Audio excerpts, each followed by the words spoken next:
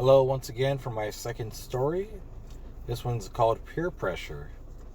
Now, this is a funny story because I wrote about it in my Boys of BG series, but it was a true story, and I want to tell the real story behind it, which is pretty funny.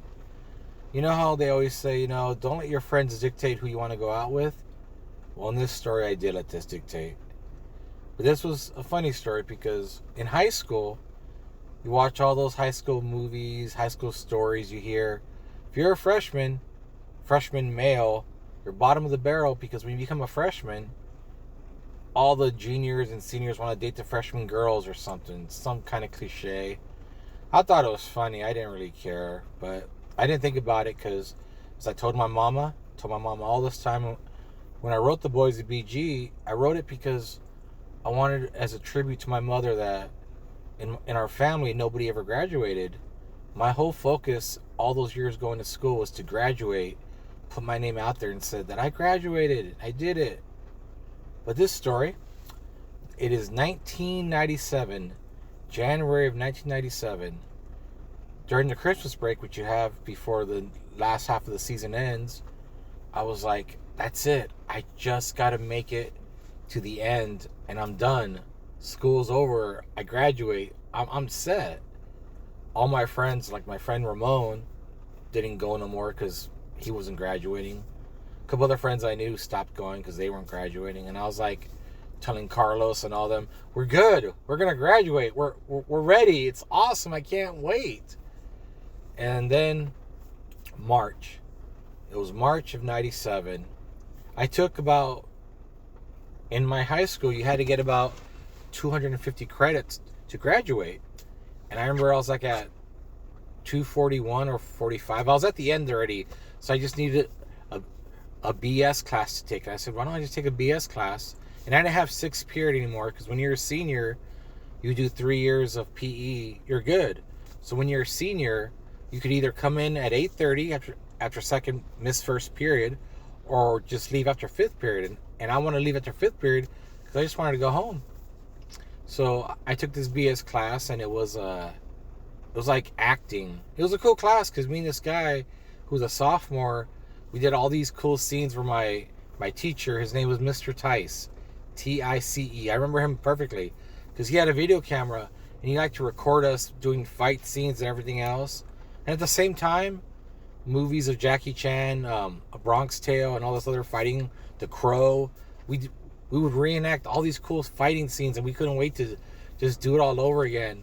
Well, in the acting class, Mr. Tice, there was a girl in the class, and her name was Claudia, and she was what I guess now what they wouldn't call as beautiful or whatever. I thought she was beautiful. She had long flowing hair, beautiful lips, great dark skin. I remember we had the Trapper Keepers, those notebooks that like you hear that little Velcro open and close. Well, we were sitting next to each other and we just talked about movies. Everything was cool. I was myself. I never thought of girls or cared or anything like that in school because focus was graduating. Plus, I wasn't as you get older now, you see that women want the 6 feet, 6 figure, blah blah blah, that kind of stuff. I didn't think of that kind of stuff. I didn't think of that. In high school, it was more like the girls just wanted a guy to look cute.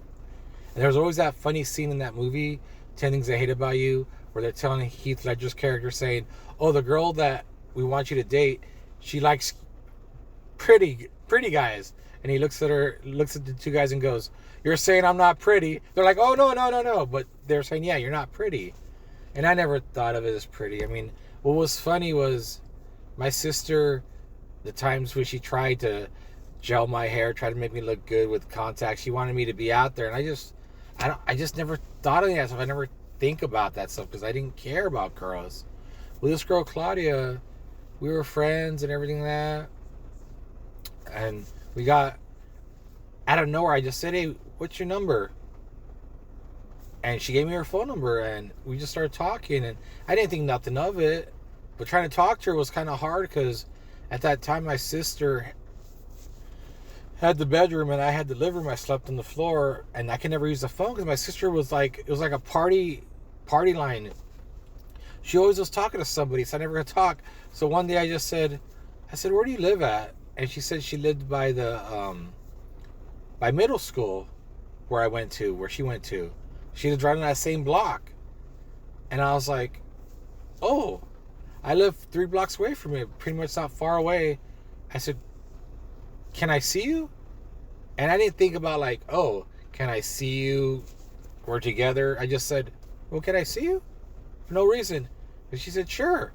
So I told my mom, I said, Mama, I got this girl that we're chatting, but I can't talk on the phone with her because Pumpkin's on the phone all the time. My sister's name was Pumpkin. As I told you, we had X-Men names. My mom said, sure. My mom didn't think about it. I drive over there. I'd sit on Claudia's porch outside. Her sister would be there, or her. We just sit and just talk about nothing. And that's just like the Seinfeld concept. Nothing. Talk about nothing and just talk forever. And it was funny. But my friends, my boys of BG, John, Efren, Carlos, Ramon, and all Angelo, and all the other side characters. But Jesse, my friend Jesse, he was the guy that said, oh, you need to break up with her, which will come later on. But, well, so everything was fine with me and Claudia hanging out, talking, everything like that at school, at home. I think it took about 2 weeks in, and I remember we were sitting on her porch and just sitting, and I remember I just looked at her, she looked at me weird, and I was like, thinking in my head, like, am I supposed to kiss her? And she just leaned into me, kissed me, I kissed her back, and then that's it. You didn't think about it, that was it. And we were together. We didn't like say, there was no social media back then to say, they're now a couple. We're just together. And then we go to Akata at school. But that's the thing at school. We never walked with each other because our classes were opposite because she was a sophomore and I was a senior. So we never had that chance to walk together in classes. But when we did see each other, like we smiled. And then I got the conclusion when I knew that she really did like me was we were, you know how like you have assemblies in the gym? We had this one assembly, this other girl, I forgot her name, but she was like a goth chick or something, my version of a goth chick. And she like holding my hand, she like kissing me, like just kissing my cheek for some reason. And I remember I didn't think nothing of it, and we're in the gym, because before I say this, guys don't think they're stupid. They don't, for some reason you're not thinking this. Well, she's holding my hands and everything, hugging me. And I guess Claudia saw from across the way or something, word got back to her. Then I remember I asked her, well, can I come over? And she said no. I said, okay. 2 days passed, 3 days passed. And then I remember we were in class and I talked to her. I said, what's the matter? Like, we're not talking no more? And she said, well, how about that girl you're with in the gym holding hands? And I'm like, and? Of course you're dumb thinking, why would you say and? And I remember I was like, oh, so she likes me. So then I asked her, well, can I come over tonight and prove to you that I like you, I don't like anyone else? And she said, okay. So I came over her house, like on her porch like we always do. Now remember, this is Los Angeles. It's never cold. Even at 2 in the morning, it ain't cold. We literally sat there, I think until 3 in the morning, just kissing and just talking, and everything was great. I was all great. And then the spot where, like, I explained, like King of the Hill, where you stand against that wall, me and my boys, the BG, standing next to each other. We're just standing, everything's fine. And then out of nowhere, Jesse goes, you're dating Jabba the Hutt? And I looked at him like, what? And I remember John and everyone looks at me like, you're dating who? And Carlos, he was like the guy who had all the women, looks at me and goes, you're dating Jabba the Hutt? Who's Jabba the Hutt? And I was like, what? And then I didn't think about it. I thought Jesse was being funny, but he was being dead serious, very dead serious about it. And I was like, okay, I guess I'm dating Jabba the Hutt. But I didn't see her as Jabba the Hutt because she was a little big. I guess that was the reason, which is really immature and stupid. Well, so one day I told Jesse, I said, hey, Jesse and Ramon, let's all hang out together. You too, John. And they're like, what do you mean? I go, Claudia has girlfriends, friends that are single. We could all do a kickback, which back then a kickback was pretty much you all hung out like in the basement or somewhere where basically you all could just make out or just hang out. So we did this at Jesse's place. And I remember Claudia had three of her friends. And I said, okay, John, Carlos, and Jesse. Let's all meet at your place, Jesse. So we did, and I remember Jesse's brother walked in on all of us. We were all in the living room just talking, and he looked at all the girls, and I remember he made a face and started smiling. He didn't want to say like, yeah, this ain't a party I want to be a part of. And I'm just thinking, oh man, he was sizing us up. Then finally, Jesse goes, hey, we should all go for a drive. You have your car, right, Raul? And I said, yeah, I have my car. Using my mom's car, of course. So we all took the cars, took a drive, and then we hung out again. And I remember the next 2 weeks, all of us hanging out, everything was great, all stuff's good. But I think Claudia was wanting me to make it official. She wanted me to be boyfriend, girlfriend, be around the school, holding hands, everything else. I'm a senior. The prom was 2 months away, all this and that. And I let peer pressure get to me like an idiot. One day I just looked at her in class, and I learned the harsh lesson, the one lesson I'll explain in a second. The minute we were there, I remember I looked at Claudia and I said, we can't be together no more. And I remember I didn't give her a reason. I didn't say anything stupid. I just said, we can't be together no more. I remember she dropped the pencil, looked at me, and she said, okay. Everything was fine till word got around with her friends. Then our class was ending soon. It was only 6 weeks long. All her friends did not know who I was. They ignored me. They didn't talk to me because they were on her side. And I sat there, I was thinking, what did I just do? I did something really bad.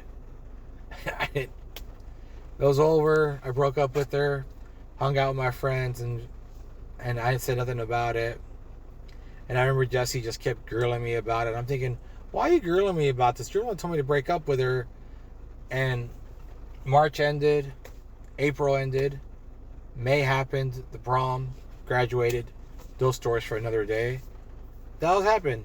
Now, the funny thing is, years later, on a whim, I remember this was after I got divorced. I wanted to see if she was still around. Look her up on Facebook just to see, like, has she changed? What she look like? It's not that I want to get a hold of her. I just want to say, hey, let's see what she's like in this world. And I remember I found her. She had a husband. She had 3 kids. And this guy had this smile on his face like it was the world over. And I sat there in my head thinking, I know that smile because I was happy like that with her also. But because I let my friends dictate whatever.